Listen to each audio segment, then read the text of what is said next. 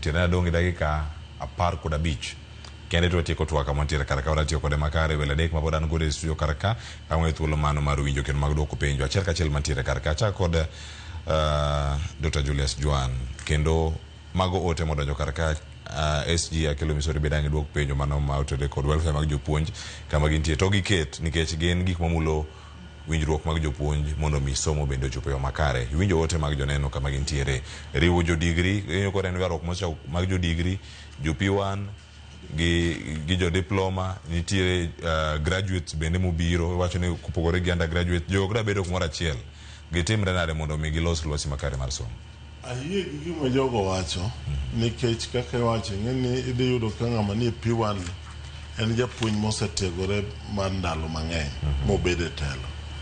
tikelo ng'ama ja degree kata ng'eni kaka nyocho ndegi kata retooling mwawacho chabe tok ne gidhi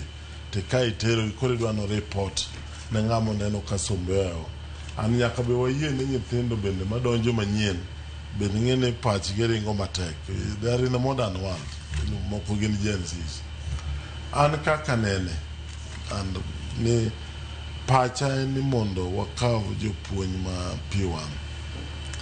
man gi qualifications manyalo puonjo manyalo dhi for upgrade kech upgrade ng'e noseyama moko nosedhi to TSC ne ok okawgi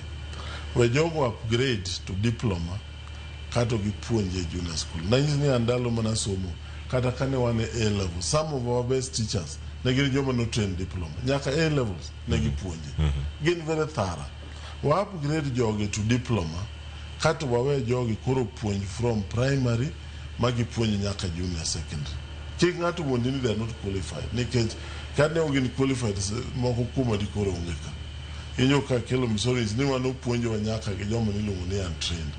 but joma ne thara mogik na joma notimo diploma jopuonj diploma nyalo cover junior secondary maber kabisa nasi hizi ni kaka World Bank magone gi orak matin oseyie kata chulo mar upgrade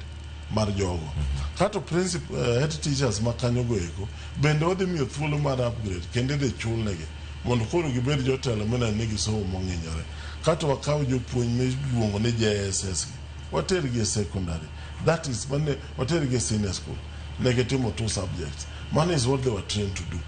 man gima policy decision nego bed en gima tek ma jomoko nya tene gima dhi konyo ywaruok mantiere kanyo nikech ywaruok no nitiere adieri to onge kaka inyalo konyo nikech ng'ane somba ni malo molo ng'ani koro ng'ani dwa puonjango to ng'at bende ni an man gi experience nyaka report to me nyaka pim na kaka ipuonjo nyaka mi kata timetable kaka dhi